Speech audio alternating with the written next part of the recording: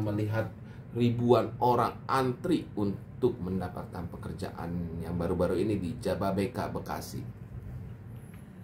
Antusiasme masyarakat untuk mendapatkan pekerjaan, di samping itu adanya kasus PHK yang sedang terjadi di Indonesia ini, tentunya banyak masyarakat di sini karena faktor ekonominya berbondong-bondong, di mana ada kesempatan mereka juga melihat di mana ada kesempatan mereka melihat ada peluang, di situ mereka dalam suasana hati dan juga harapan yang penuh agar bisa mendapatkan pekerjaan karena faktor ekonomi dan keluarga ya. Sangat miris fenomena yang terjadi saat ini.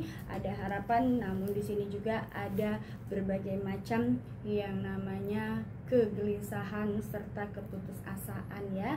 Antara harap-harap cemas ini juga adalah salah satu solusi bagaimana mereka untuk bisa bertahan hidup dengan situasi ekonomi yang sulit, dengan peradaban zaman yang semakin maju. Tapi mirisnya adalah semakin pupusnya harapan manusia untuk mendapatkan kesejahteraan secara finansial, apalagi untuk kepentingan ekonomi yang sangat sulit saat ini. Maka di mana ada kesempatan, masyarakat akan berbondong-bondong ya pergi, di mana ada ladang pekerjaan, di situ dia akan pergi. Tujuannya adalah itu tadi ya, berawal dari rasa putus asa, berawal dari rasa dimana kesulitan ekonomi, sehingga dimana ada peluang mereka berbondong-bondong untuk bisa mendapatkan pekerjaan tersebut. Nah, dengan peristiwa kemarin yang di Jababeka, Bekasi ini, apakah akan memakan korban? Kalau aku lihat di sana lonjakannya sangat intens sekali ya. Kalau aku lihat memang akan ada korban ya, akan ada beberapa aku lihat beberapa korban ya, memakan korban jiwa, karena dimana satu kesempatan atau satu lubang titik ekonomi terbuka, maka akan lebih dari 1000 semut yang akan datang. Artinya adalah dimana ada satu ya kesempatan untuk mendapatkan kesejahteraan hidup, maka ini akan diperebutkan banyak orang. Balik lagi, ini karena faktor ekonomi dan juga karena faktor kalau sudah bicara mengenai perut, siapapun pasti akan rela ya, akan rela untuk bagaimana caranya mendapatkan agar dia juga bisa bertahan hidup, dan juga karena faktor ada keluarga yang harus mereka nafkahi juga, dan juga ada keluarga juga yang menantikan yang namanya kesempatan untuk mendapatkan kesejahteraan hidup, bahkan untuk pendidikan anak ya. Ini sangat miris sekali. Nah, menurut Kak Velin, apakah masih ada lagi pengurangan karyawan di Indonesia ini nantinya? Seperti aku lihat fenomena ini, aku lihat 2 tahun yang lalu bahwasanya akan ada kemajuan teknologi yang akan menggantikan sosok manusia dengan teknologi yang lebih canggih ya. Maka di sini masih akan terus berlangsung yang namanya pengurangan karyawan, dan juga di sini akan ada lagi perusahaan-perusahaan besar di sini yang tentunya juga akan adanya pemutusan sepihak alias adanya PHK besar-besaran, karena mereka beranggapan bahwa lebih efisiensi jika mana mereka bisa menggunakan teknologi yang lebih canggih, akan lebih mempermudah pekerjaan mereka, dan tentunya ini juga akan sangat saving money buat perusahaan-perusahaan besar, di mana tidak perlu harus membayar kompensasi lain-lain, termasuk adanya kesejahteraan lain, termasuk adanya kayak kalau misalnya kita bekerja kan biasanya ada tunjangan-tunjangan kesehatan, tunjangan kemudian untuk kesejahteraan ya bagi karyawannya. Maka di tahun ini masih terus ya berlangsung kasus-kasus PHK atau pemutusan tenaga kerja, karena memang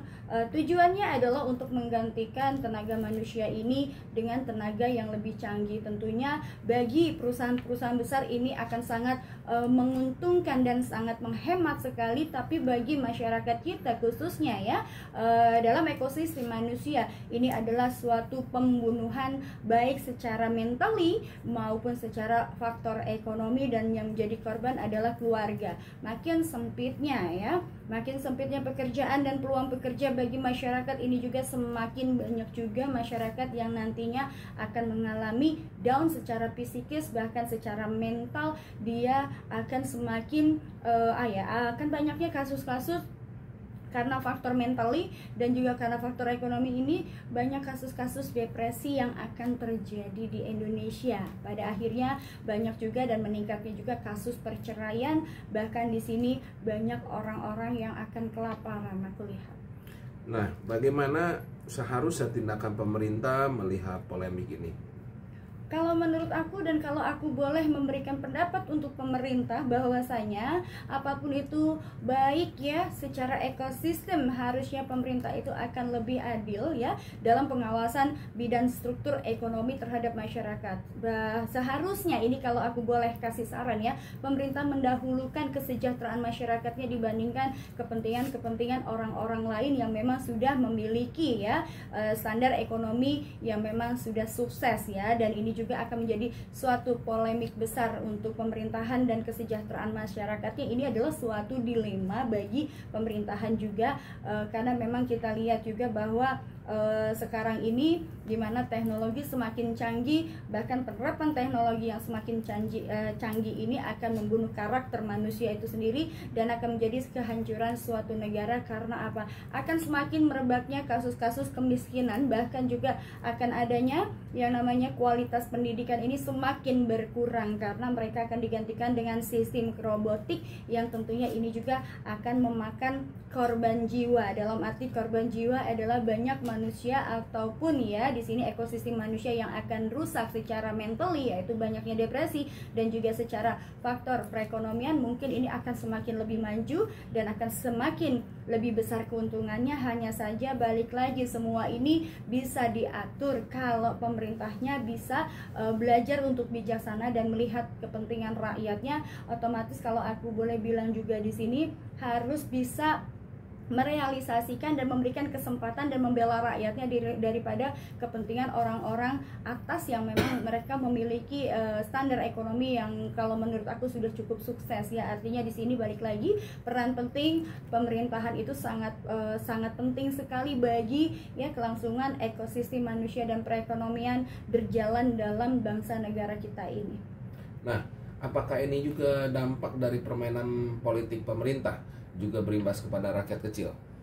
Kalau aku bilang ini adalah salah satu permainan ya, dan aku lihat di sini banyak orang ya, banyak organisasi dan kepentingan orang lain ya. Ini bukan hanya terjadi kepada pemerintahan. Kalau kalau aku lihat ya, sistem pemerintahan di Indonesia ini sudah sangat ketat, tapi balik lagi ya, kita bicara adalah oknumnya. Kalau secara struktur organisasinya, pemerintah ini selalu memberikan kebijakan-kebijakan terhadap masyarakatnya dengan adanya beberapa peraturan ataupun ada beberapa kebijakan ekonomi. Namun balik lagi di sini ada beberapa kepentingan orang-orang atas, orang-orang asing, dan juga kepentingan ekonomi yang memang di sini akan menggantikan manusia. Maka aku bilang keseimbangan dalam suatu pemerintahan itu harus butuh kebijaksanaan dan harus butuh keadilan. Artinya adalah sebagai seorang pemimpin kita harus juga memberikan peluang bagi masyarakatnya dan harus bisa membela masyarakat kecil ya, khususnya untuk kemajuan struktur organisasi ekonomi untuk masyarakat ya. Kalau bisa untuk ekonomi struktur masyarakat ya, menengah ke bawah juga harus diperhatikan, jangan hanya menengah ke atas ya, yang artinya ini akan menggilas ya masa-masa kejayaan ataupun yang berkaitan dengan ekosistem manusia dan perekonomian masyarakat kelas menengah dan ke bawah. Nah, seperti apa nantinya negara Indonesia ke depannya bila terjadi hal seperti ini terus? Sangat disayangkan kalau hal ini terus terjadi. Yang aku takutkan akan adanya pergolakan ekonomi maupun pergolakan masyarakat, akan adanya pertentangan ya antara masyarakat dengan pemerintahan. Bahkan ini akan memicu adanya kerusakan dan juga keributan yang didasari oleh mental masyarakat yang sulit dalam perekonomian. Ini akan lebih membahayakan ya.